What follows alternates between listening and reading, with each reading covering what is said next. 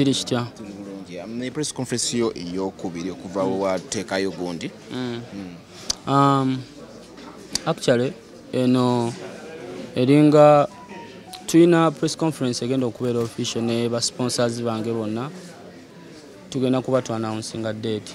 So zino just za kukeeping abantu nga tubawa update n'okwongera okubakubiriza okubeerawo ku kivulu n'okumanya wawe tutuuse ne waje tuvudde. Ngozi kola mufulirizo kibadde kikulya kikutwala.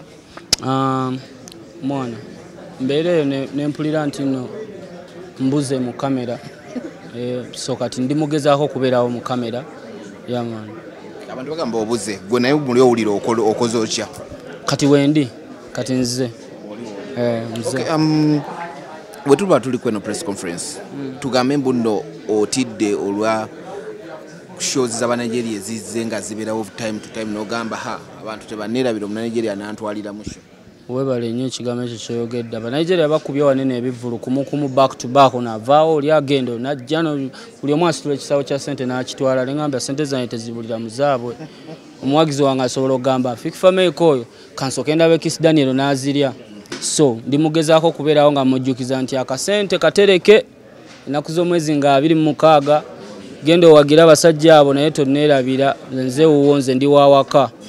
Ensonga lwaki kibaluma sigamba nti no kituluma naye kubanga kubuusa okubuusa abantu bammwe oba okubanegula ye bakyogera batya mu lulimi oluwangu sagala kwogera luyayo mu kamera okugezaako okubayigiriza nti temuyitiriza nnyo ekintu kiri eri ekyawabweru kuba erisibwe kiri oba okitegeera mwongere okusoosowaza n'okujubisa endongo yammwe nga si yamugwira tosobola kuŋŋamba abasajja bajja bakuba ekivuluno n'avaawo linaagenda ate mwana naffe abayimbi bawano tulina ebivulu oba okitegeera mujje mutuwagire babitusi balina ekivulu ennaku z'omwezi nga 19 David Lutala alina show ku Africana wenyini wengenda okubeera ba Gravity ba Kenzo tulina show naffe tuli waneno tulinze ne sente muli mu kuziwa aba Nigeria nanti mwete muzza sente oli agamba babateka mu sente nezifa.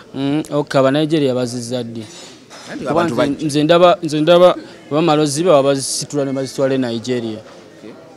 Tebazizza ate ffe tuzizza kubanga nzo ndaba wano ndabika nsasula abantu abawera 10 nze omuyimbi omu kati golooza abayimbi basasula abantu bameka nina famire nina ki Omunigeria talina muntu gwasasula wano ate yazitwala Nigeria so nze ndowooza kibeera kyakabinyo we twesupportinga ngaffe Uganda.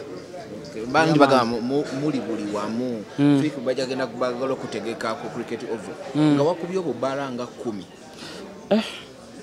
Ene wabayimbi tulimu ebika waliwo ababeera buli wamu ne wabeerawo naffe abatali buli wamu kati nze mbeera we nina kubeera.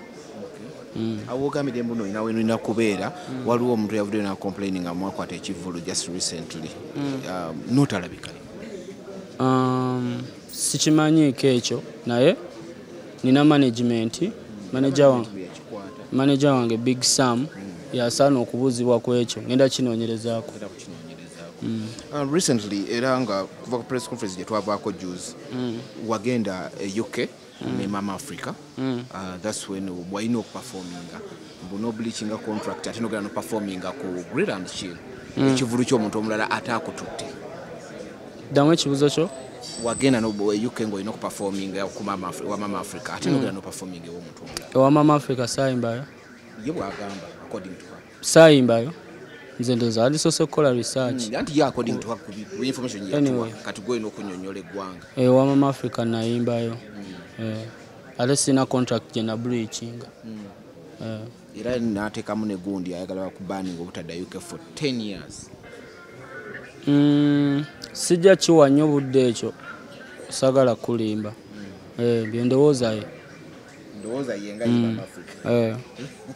Netulaba ne Winwaji n'avaayo n'akuwolereza n'agamba oba bali bakumye balance ko gwe naawe n'ogamba nayimba ku show y'omukyalo oyo nno munnange era singa mbadde saayimba nandigambye saayimba so nze nkola kyempulira kyemmanyi ekituufu so nze nakola kyempulira ekituufu ebisigadde akole kyayagala nga ye omuntu.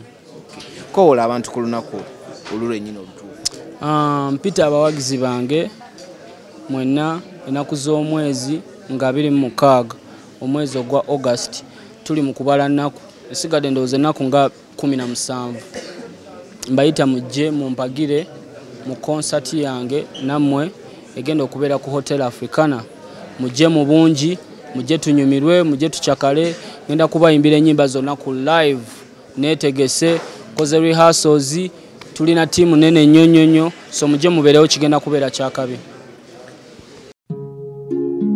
Oyagala omukolo gw'enjawulo gubeere n'ebijjukizo mu nnyumba yo kankwanjulire ba King Montage Photo Studio fe bakafulu mu kkuba ebifaananyi n'okukola video olina wedding birthday party kukyala nika baby shower photoshoot oba music shoot na buli kimu kyonna ky'oyagala fe tusobola okuwa ebijjukizo ebirungi eri ebirooto byo ate nno mwana wattu kusintiiza omuntu wa bulijjo tusange bannankulabe ku bitaala ku Prime Tower level 3 room D04 okumanya ebisingawo tukubire ku namba zino noti 7 noti 2 emu noti 4 emu 25 oba noti 755 3 731 oba noti 777 noti 23 4 noti 5 King Montage Photo Studio fe tusobola okuwa ebijjukizo ebirungi ate nno mwana wattu kusintiiza omuntu wa bulijjo.